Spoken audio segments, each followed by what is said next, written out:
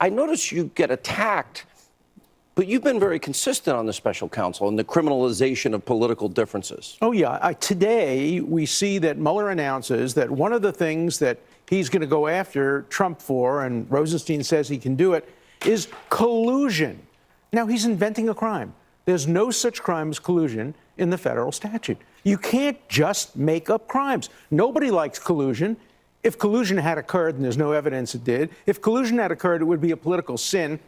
But neither Rosenstein nor Mueller can simply magically make up a crime and say, now collusion is a crime. You want to make collusion a crime in the future? Pass a statute. It's not on the books. What about the violation of the special counsel law that Greg Jarrett was talking about? And I think it's interesting. 1 week after Paul Manafort's home is raided and his poor wife is thrown into handcuffs, which wasn't necessary. That's typical Andrew Weissman tactics. But a week after, Rosenstein then authorizes Mueller to do it. No, there's something very wrong with that. Yeah. You know, the special counsel should have very narrow jurisdiction, and it should be set out in advance so everybody can see it and know it. You know, the Constitution talks about ex post facto criminal laws. The policies behind that are fair warning and constraining the government. And the government, when you have a special prosecutor, should know, and everybody should know, what he's entitled to look and what he's not entitled to look at.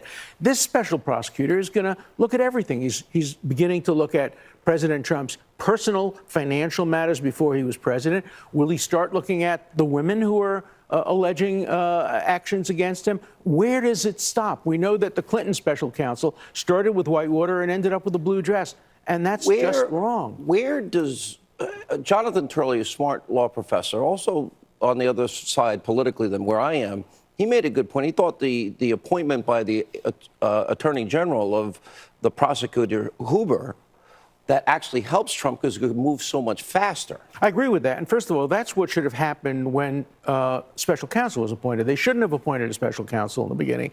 They should have had somebody within the Justice Department look at it initially, look at the whole issue of Russian involvement in the election, and then, if it looked like there was evidence of crimes that couldn't be investigated by the Justice Department, then maybe you move to special counsel. So you think the Attorney General has a right? Has what? Has it right by doing it this way. Oh, I think this time he has it right. Now, the other problem, of course, is Rosenstein. I don't know how he remains on this case.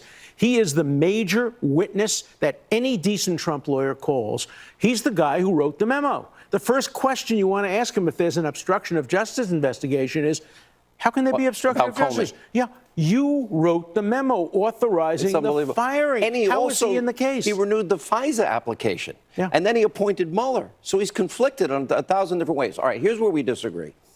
I argue that Hillary Clinton violated 18 U.S.C. 793. She didn't want congressional oversight, mishandling of classified information. Then she subpoenaed emails are deleted, 33,000, then acid washing the hard drive, and then beating up your devices. And as a result of that, she lost the election because Comey investigated it and said there was no crime, but what she did was careless. Don't you think that's the appropriate way to deal with this politically? Listen, if you're my defense attorney, I love you, but is it careless when you acid wash your hard drive, delete subpoenaed emails, and beat the crap out of your BlackBerry? Well, she didn't do that, of course. Other people did it. And the question is that was she appropriately investigated? And was the decision a correct one not to proceed criminally? But then that brings up Lisa Page and Peter Strzok and James Comey and Andrew McCabe and Loretta Lynch meeting Bill on the tarmac. That sounds like a fix. I don't like any of that. I think Bill Clinton made a terrible mistake having that meeting because that's what led to the Attorney General recusing herself, leading to Comey taking over the investigation,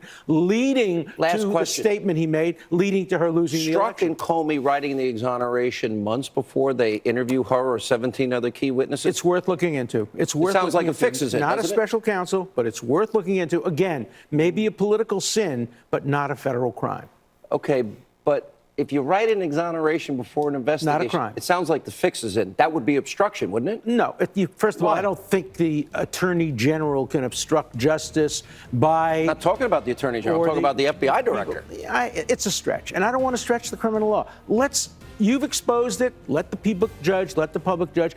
I don't think appointing another special counsel makes up for the mistake of appointing the first special counsel. Thank you, Professor. When we come back, President Trump embarrassed the fake news media at the White House. We'll show you.